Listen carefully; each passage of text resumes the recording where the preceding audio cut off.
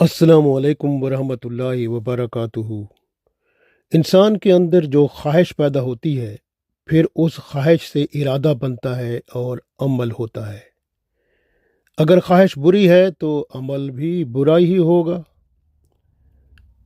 याद रखें कि अगर आप भेड़िए को ख्वाब में देखें तो ये जालिम मर्द है।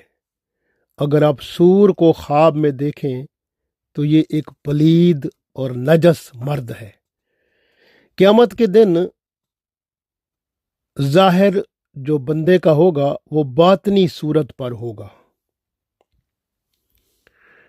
यानी उस पर जो ख्वाहिश बंदे पर गालिब थी उसी के ऊपर ये बेस करेगा, बुनियाद होगी।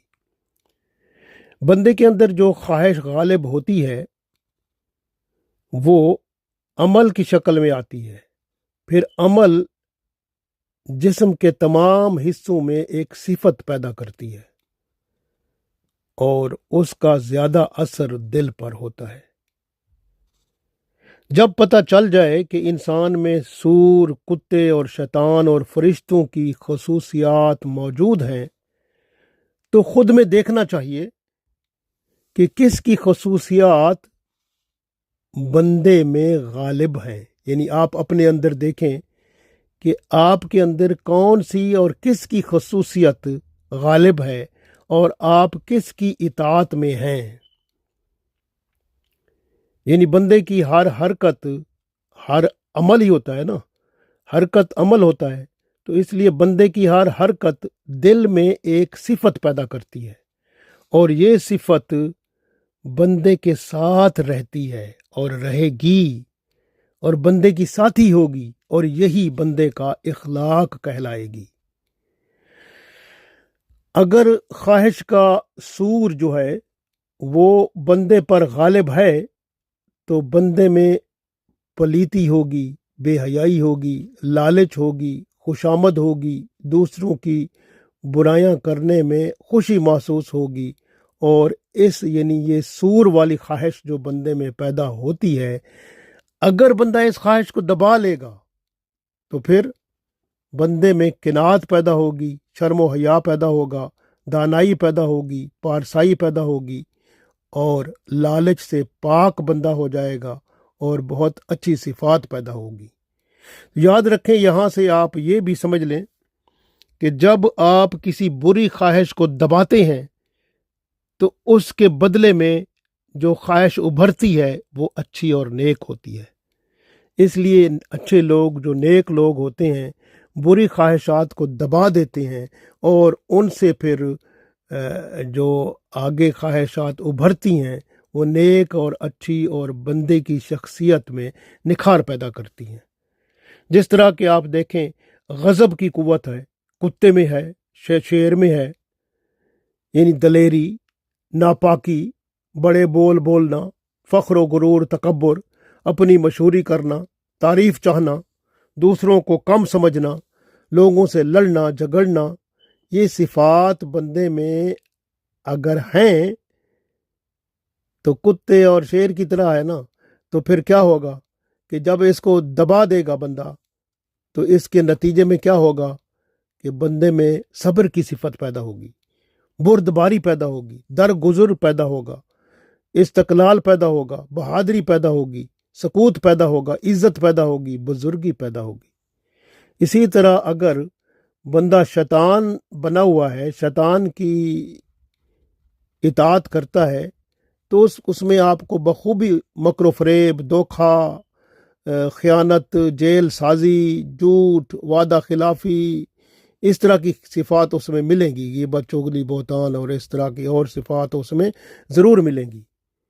लेकिन अगर बंदा जो शैतान सिफत है, अगर इन सिफात को यानी मक्र फरेब, धोखाधड़ी, ख़यानत, जेल साजी, झूठ, वादा खिलाफी, ग़ीबत, चुगली, बोहतान और इस तरह की जो खसूसियात उसमें हैं,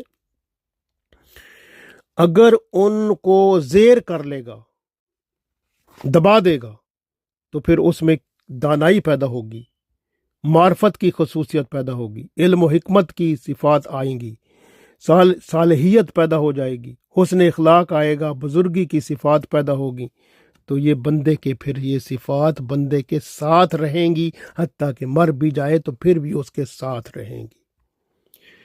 جن کاموں سے برے اخلاق پیدا ہوتے ہیں انہیں گناہ کہتے ہیں۔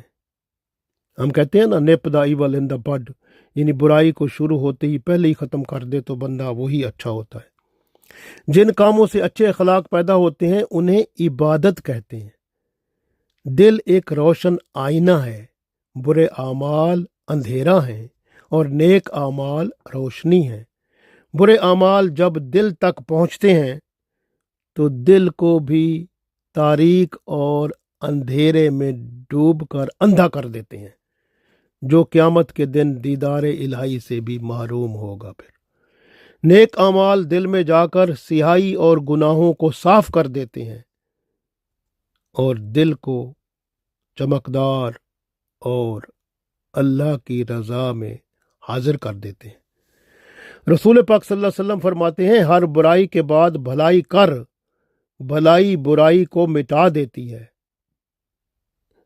قرآن پاک میں اللہ تعالیٰ ارشاد فرماتا ہے کہ کوئی نجات نہ پائے گا مگر وہ شخص جو اللہ تعالیٰ کے پاس ایسا دل لے کر آیا جو گناہوں سے پاک ہے۔ تو گویا جب گناہوں سے پاک دل وہ ہوتا ہے جس کے اندر، کیونکہ رسول اللہ صلی اللہ علیہ وسلم نے فرمایا کہ جب کوئی بندہ برائی کرتا ہے تو اس کا نشان اس کے دل پر دھبے کی شکل میں بن جاتا ہے۔ تو پھر اگر وہ دھبے کی شکل میں گناہ کر کے بندہ نشان دل کو گناہوں سے آلودہ کر چکا ہوگا تو وہ تو پھر نجات کہاں ممکن ہے۔ تو قرآن پاک کے مطابق نجات اللہ نے فرمایا وہ کوئی نجات نہ پائے گا مگر وہ شخص جو اللہ کے سامنے ایسا دل لایا جو گناہوں سے پاک ہے۔ تو گناہوں سے پاک اس وقت ہوتا ہے جب بندہ توبہ استغفار کرتا ہے اور گناہوں سے اپنے دل کو پاک رکھتا ہے۔ آدمی فرشتوں کے اخلاق پر پیدا ہوا ہے، لیکن اس نے خود اپنے آپ کو دنیاوی علائشوں میں، دنیاوی برائیوں میں، دنیاوی گناہوں میں مبتلا کر کے پھنسا لیا ہے۔ دل کو جو زنگ لگ جاتا ہے نا، اس کی صفائی آپ صلی اللہ علیہ وسلم نے فرمایا ذکر الہی سے ہوتی ہے اور موت کو کثرت سے یاد کرنے سے ہوتی ہے۔ گویا بندہ تلاوت قرآن کرے اور کثرت سے موت کو یاد کرے، اس سے دل کے گناہوں کے دھبے دھلتے ہیں اور دل گناہوں سے پاک ہوتا ہے۔ اللہ تعالی ہمارے دلوں کو گناہوں سے پاک کر کے اپنے ہاں مشرف فرمائے، آمین۔